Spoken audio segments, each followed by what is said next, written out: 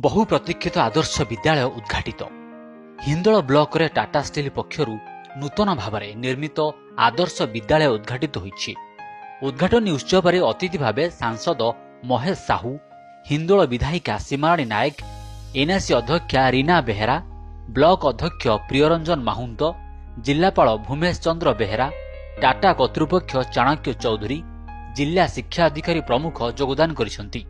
आदर्श विद्यालय रे आदर्श छात्र छात्री सृष्टि कराइबा पई परामर्श दैछंती। खबर एपट सेपट बुझिले बहुत छात्र छात्री को तले बसिबाकू पड़िथिला। सांसद और विधायिका कहवा अनुजाई नाही मामू ठारू कोणा मामू भल अर्थात राज्य सरकार आदर्श नीति प्रति अनेक संदेह। निर्माण स्थान शिलान्यास समय धार्य समय ठारू शिक्षा वर्षर बहु विलंबरे शुभारंभ तत्सहित छात्रावास नहेबारे आदर्श शिक्षा व्यवस्था प्रति खेलघर। तेबे ए शिक्षा वर्ष रे शिक्षा लाभ करुथिबा प्रति आदर्श विद्यालय आसीबा पई केते वर्ष गड़ी जाई पारे। यातायातर असुविधा जोगु चयन होइतिबा पूर्वरु नाम कटाई निज ग्राम विद्यालय को शिक्षादान आगरु चली जाइथिबा जणा जाइछि।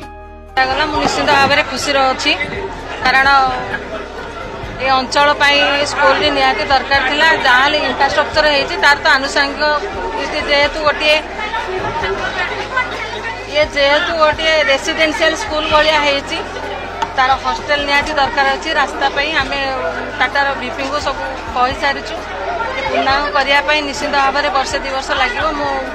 मुझे सारी प्रथम आमको टी असुविधा हम इंफ्रास्ट्रक्चर सीना हो जाइए तार विभिन्न आनुषंगिक रास्ता तो होटा बड़ प्रोब्लेम ना जेहेतु हॉस्टल ना पिला माने बाहर आसबे रे से असुविधा रही चेष्टा करूँ। कलेक्टर सहित भी कथा आदर्श विद्यालय स्वतंत्र आदर्श।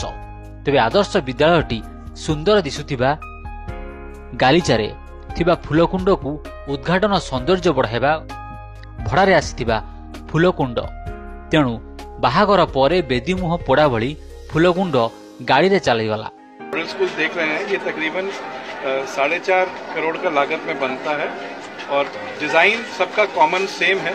डिज़ाइन ये पूरा अप्रूव किया है गवर्नमेंट ने ही, ताकि कहीं पे भी कोई जाएंगे वो देखेंगे पूरे उड़ीसा में ये स्कूल एक जैसा लगेगा। स्टैंडर्ड भी एक रहेगा, अच्छा रहेगा। और जैसे मैं बता रहा था कि ये स्कूल में तकरीबन 500-550 बच्चों का पढ़ाई करने का साधन है। हर एक क्लास में 40 बच्चे और 2 सेक्शन रहेंगे तो 80 बच्चे और 6वीं क्लास से 12वीं क्लास तक रहेगा इसका। और होप यही है कि यहाँ के जितने भी बच्चे हैं अच्छे से शिक्षा प्राप्त करें, क्योंकि शिक्षा सबसे बेसिक इम्पॉर्टेंट चीज़ है लाइफ में। शिक्षा प्राप्त करने के बाद ही आदमी आगे बढ़ सकता है लाइफ में। तो ये टाटा स्टील की तरफ से हम लोगों ने जो 3 साल पहले साइन किए थे एग्रीमेंट, उसका कंप्लायंस में हम लोग आगे बढ़ते जा रहे हैं।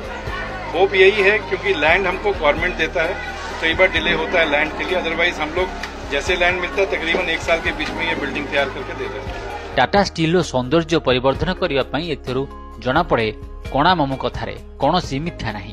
तो एथिरे जेहेतु बर्तमान छुट्टी अच्छी छुट्टी परे परे ए स्कूल पाठपढ़ा आरंभ हम एवं यहाँ जो आनुषंगिक जो आवश्यकता रही अप्रोच रोड है ता सहित बाउंड्री है सब जिनस आम टाटा स्टील सहित अनुरोध करूँ से पर्यायक्रमे सब करेंगे।